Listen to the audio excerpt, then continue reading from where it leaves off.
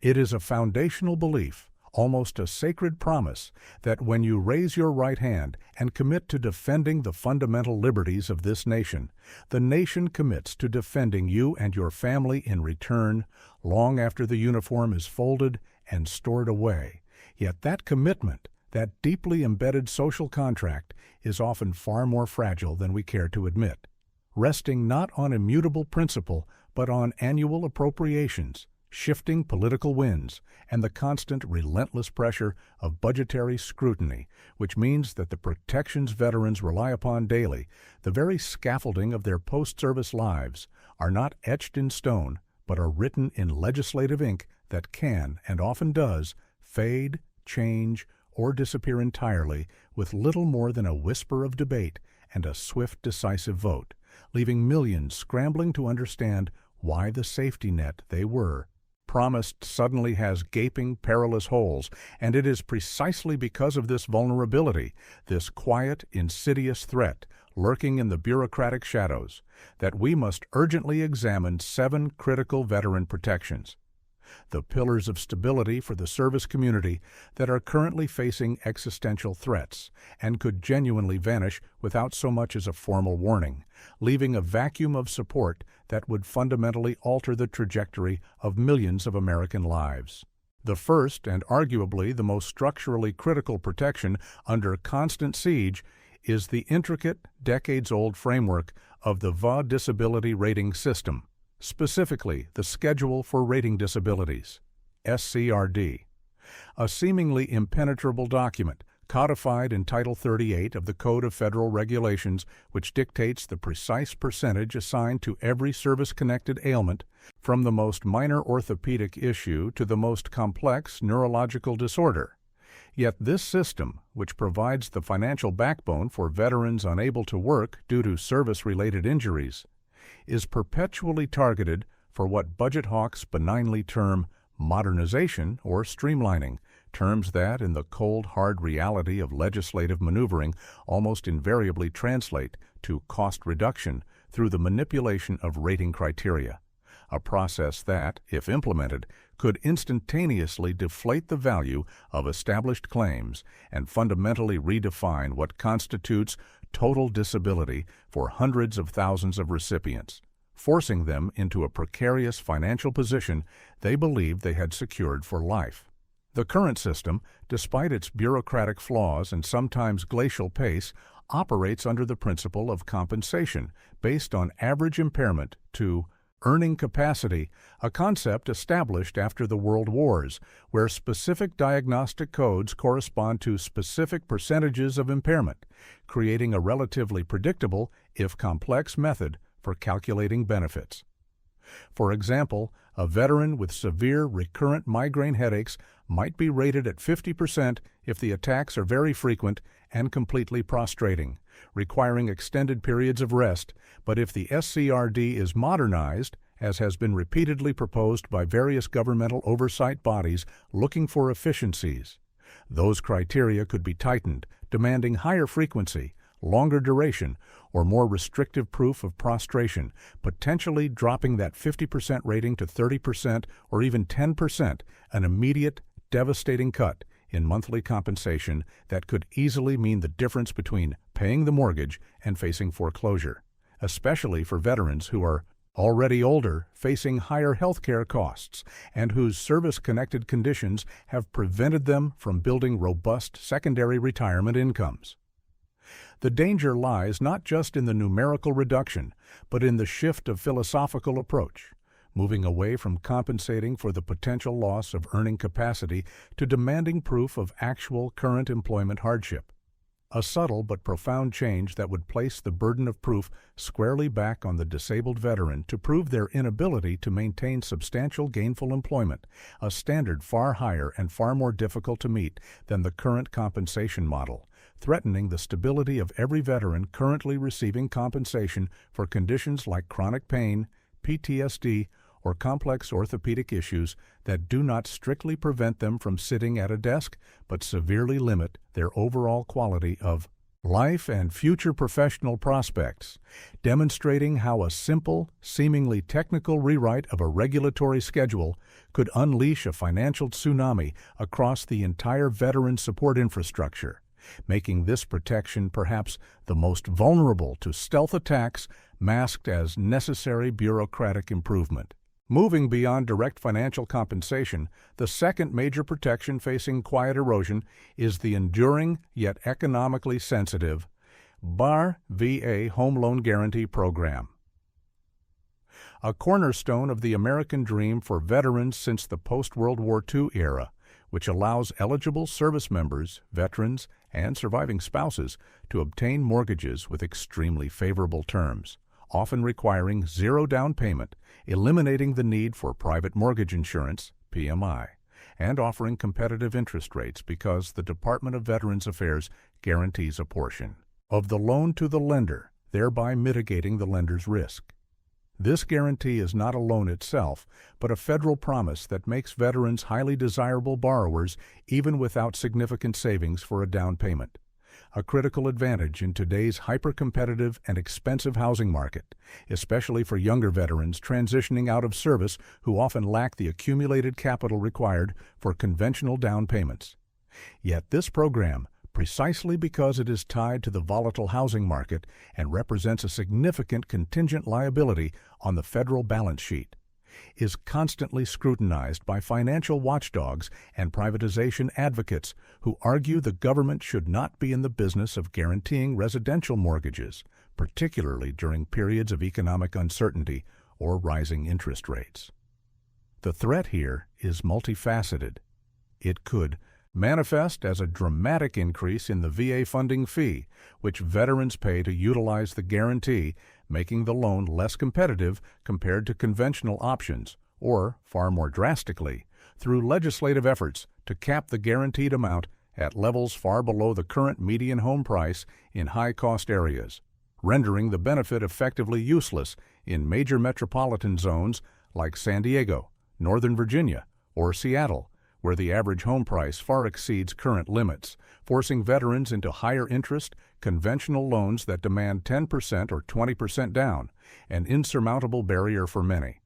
Furthermore, any significant financial crisis that triggers a wave of defaults, even if the VA program performs better than conventional loans, which historically it has, provides ammunition for critics to demand the program be scaled back or even transferred to a private insurance mechanism, fundamentally altering the terms and accessibility of the benefit, transforming a zero-down, no PMI guarantee into a costly insurance-based benefit that eliminates the very advantages that make it a lifeline for millions, meaning that the dream of home ownership, a dream secured by service and guaranteed by the nation, could suddenly become financially unattainable for the next generation of veterans if this vital protection is quietly dismantled under the guise of fiscal responsibility or market efficiency. The third area under perpetual threat, one that affects the immediate ability of veterans to transition and rebuild their civilian careers,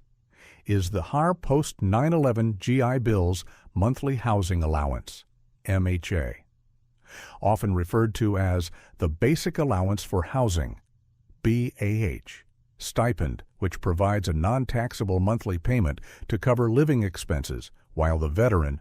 attends school, calculated based on the cost of living for an E5 with dependents in the zip code of the main campus, a vital component of the education benefit that ensures veterans can afford to attend school full-time without needing to simultaneously work 2 jobs just to cover rent and utilities, thereby allowing them to focus entirely on their studies and career preparation, a crucial element of success. However, this MHA component is a massive, easily identifiable line item in the VA budget, representing billions of dollars annually, making it an irresistible target for cost-cutting initiatives, especially when legislators seek to offset the costs of new veteran programs or respond to unexpected budgetary shortfalls. The history of veteran education benefits shows that the MHA is the most volatile part of the package. Previous iterations of the GI Bill offered far less generous, housing stipends or tied them to outdated national averages, and the current highly localized rate calculation is viewed by many fiscal conservatives as an unnecessary subsidy that should be reduced or eliminated entirely, arguing that the tuition payment itself is sufficient and that veterans should rely on part-time work or student loans for living expenses, ignoring the reality that many older married veterans utilizing the benefit have families to support and cannot easily take on massive student debt or juggle full-time studies with demanding employment. The threat could materialize in several ways. A simple reduction in the MHA calculation, e.g., tying it to a lower pay grade or a national average instead of local cost of living. A cap on the total number of months the stipend can be received, or most insidiously, a move to prorate the payment based on the number of credits taken rather than full-time status, penalizing veterans who need to take a slightly lighter course load due to service-connected disabilities or who are enrolled in specialized programs that do not follow traditional semester structures. Any of these seemingly minor changes would instantly reduce the disposable income of hundreds of thousands of student veterans, potentially forcing them to drop out, choose cheaper, lower-quality educational institutions, or abandon their educational goals entirely, fundamentally undermining the entire purpose of the GI Bill, which is to provide a comprehensive, debt-free pathway to higher education, proving that the MHA, despite its critical importance to the economic survival of student veterans, remains a high-value target for budgetary cuts and a protection that could be severely curtailed with minimal legislative friction. The fourth protection, one that is incredibly recent and politically charged, yet already facing intense scrutiny and potential legislative rollback, involves the PACT Act's presumptive conditions for toxic exposure. A landmark piece of legislation passed in 2022 that expanded VA healthcare and disability benefits for millions of veterans exposed to burn pits, Agent Orange, and other toxins, establishing a list of presumptive conditions, meaning the VA presumes the illness was caused by service without the veteran having to provide individual proof of causation, a monumental shift that finally recognized the devastating long-term health consequences of modern warfare environments. Yet the very nature of presumption makes this protection inherently vulnerable to challenge. Presumptive conditions are, by definition, based on strong epidemiological evidence and political will, not absolute, individual. Scientific certainty, and this lack of universal certainty, provides the opening for opponents, typically those concerned with the massive, long-term financial liability the PACT Act created, to demand higher standards of proof, or to challenge the inclusion of specific conditions on the presumptive list, arguing that the scientific link is insufficient or that the scope is too broad, leading to unwarranted payouts. The estimated cost of the PACT Act over the next decade is staggering, and that cost alone is a powerful motivator for future legislative bodies to seek adjustments. The threat here is that future Congresses could mandate a rigorous, ongoing scientific review of the presumptive list, requiring conditions to be periodically recertified, and if the political climate shifts or budgetary pressures mount, conditions like certain cancers, respiratory illnesses, or rare diseases currently covered could be quietly removed from the list, forcing veterans who had their claims approved under presumption to suddenly face the almost impossible task of proving individual causation, a nearly insurmountable barrier given the complexity of toxic exposure and the time elapsed since service, or they could face an outright cessation of benefits and care related to those conditions, plunging families who have built their lives around this newfound stability back into medical and financial chaos. Furthermore, the law itself is complex, and the implementation requires massive infrastructure and staffing, which means that budget cuts to the VA's claims processing or medical research departments could effectively cripple the PACT Act's ability to function, slowing down claims to an intolerable degree and creating a massive backlog that denies care through bureaucratic inertia. demonstrating that even a widely supported bipartisan law designed to protect the most vulnerable veterans remains highly susceptible to being weakened or functionally erased by shifts in political and financial priorities. The fifth vital protection, often taken for granted until it is desperately needed, is the access to specialized civilian health care through TRICARE and VA community care programs. The mechanism that ensures veterans and active duty families can receive timely, high-quality medical treatment outside of the sometimes overburdened and geographically restrictive military health system or VA facilities. A critical safety valve that guarantees access to specialists, emergency care, and cutting-edge treatments that may not be available within the walls of a VA medical center, VAMC, or military hospital. Yet this access is entirely dependent on the continuous funding and specific contractual agreements that underpin the TRICARE network and the VA's community care program, making it extremely fragile. The Community Care Program, which allows veterans to seek private sector care if they face excessive wait times, long travel distances, or if the VA simply cannot provide the necessary service, is a particularly vulnerable target because it represents the outsourcing of health care, a costly endeavor that is constantly scrutinized by internal VA auditors and external congressional committees who argue that relying on external providers drives up costs and reduces the incentive to improve internal VA capabilities. The threshold for accessing community care, the specific definitions of excessive wait time or long travel distance, is not fixed in stone, but is determined by VA policy and is subject to change based on budgetary constraints or shifts in administrative philosophy. The threat is that these access standards could be quietly tightened, raising the acceptable wait time from, say, 20 days to 45 days, or increasing the acceptable travel distance from 30 miles to 60 miles. Effectively forcing millions of veterans back into the internal VA system, even if that system is struggling to meet demand, leading to dangerous delays in diagnosis and treatment, particularly for complex or rapidly progressing conditions like cancer or neurological disorders. Moreover, TRICARE, the healthcare system for active duty families and retirees, is perpetually facing restructuring attempts aimed at reducing costs, which often involves increasing copays, raising deductibles, or narrowing the network of available civilian providers, forcing military families to travel further or pay significantly more out of pocket for essential care, eroding the financial security that TRICARE is meant to provide, and making it harder for military families to maintain financial stability.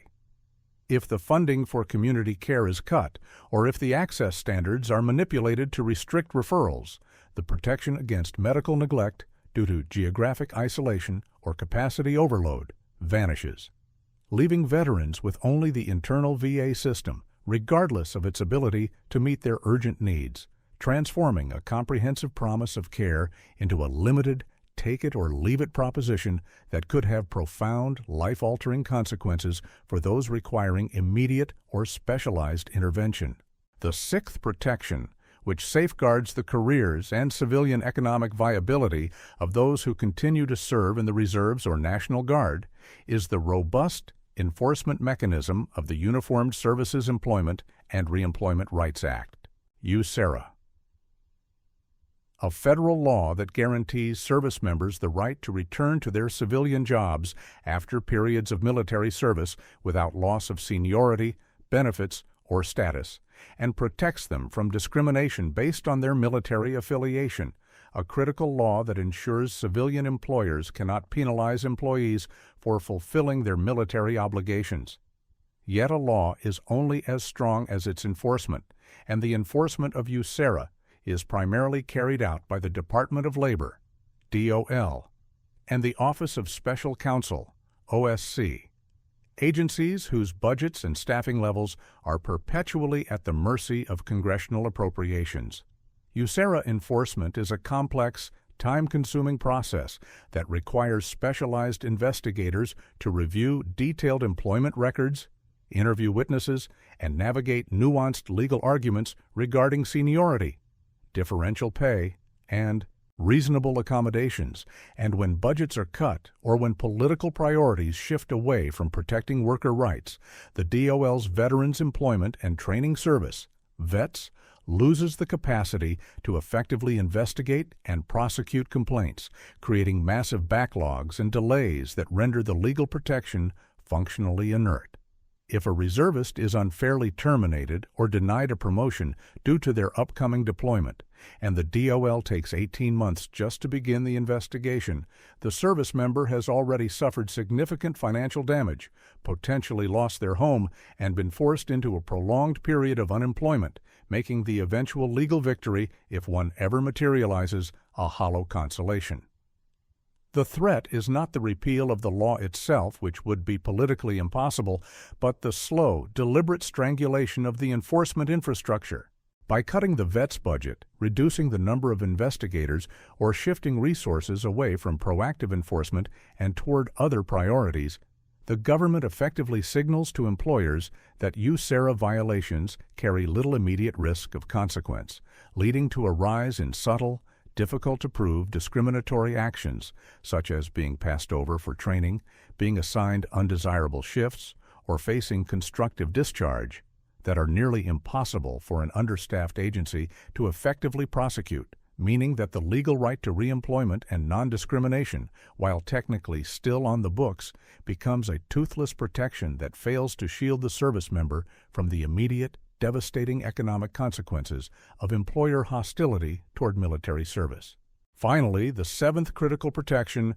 one that provides profound long-term stability for veterans with permanent disabilities, is the 10-year rule, Protection Against Reduction of Service-Connected Disability Ratings, a specific statutory provision codified in 38 U.S.C. Parv 110 and detailed in VA regulations, which states that once a veteran has held a specific disability rating for 10 continuous years, that rating cannot be reduced unless there is evidence of fraud, or if the medical evidence clearly shows sustained, demonstrable improvement in the veteran's condition. And the veteran has been examined by a VA doctor and notified of the proposed reduction. This rule is distinct from the more robust 20-year protection, which makes the rating permanent unless based on fraud. But the 10-year rule is the first major milestone that provides a critical layer of security, assuring veterans that their established benefits are not subject to arbitrary or routine reexaminations, simply for the purpose of cutting costs. This protection is fundamentally important because it allows veterans to plan their financial futures, secure in the knowledge that their primary source of income for service-connected conditions is stable. Yet this is precisely the type of regulation that is frequently targeted by cost-efficiency committees who view long-term, static disability payments as a major source of budgetary bloat that should be subject to more frequent, aggressive review, arguing that medical science advances and that conditions might genuinely improve over a decade, thus warranting a reduction in compensation. The threat to this protection is incredibly specific. A legislative amendment or regulatory change that lowers the threshold for reduction or eliminates the 10-year protection entirely, forcing all veterans, regardless of the duration of their claim, to face periodic, mandatory reevaluations, which would introduce immense anxiety and financial uncertainty into the lives of hundreds of thousands of veterans, particularly those with conditions that are static but not technically permanent under VA definitions, such as certain chronic pain syndromes, residual effects of TBIs, or mental health conditions that are managed but not cured. Eliminating this rule would empower the VA to conduct broad, systemic reviews of claims simply to find grounds for reduction, turning the 10-year milestone from a promise of stability into a guaranteed trigger for re-examination and potential loss of benefits, forcing veterans to constantly dedicate time and resources to defending their established ratings rather than focusing on their health and civilian life, thereby fundamentally altering the contract of long-term support and turning a stable benefit into a perpetual, precarious legal battle against the very system designed to support them. The stability that veterans rely upon, the very foundation of their post-service lives, is constructed upon these 7 fragile pillars of protection: the integrity of the disability rating schedule, the guarantee of the home loan, the economic safety net of the GI Bill stipend, the recognition of toxic exposure, the access to necessary civilian care, the enforcement of reemployment rights, and the security of the 10-year rating rule. And the profound, unsettling truth is that none of these protections are truly guaranteed. They are all subject to the relentless, erosive forces of shifting political priorities, economic downturns, and the perpetual search for budgetary savings, often masked as necessary reform or modernization. The potential disappearance of even one of these safeguards would send immediate, devastating ripple effects through the veteran community, leading to financial instability, medical hardship, and a profound breakdown of trust in the nation's commitment to its service members. Vigilance is not merely recommended, it is essential. Veterans and their advocates must remain keenly aware of legislative language, appropriations battles, and regulatory changes,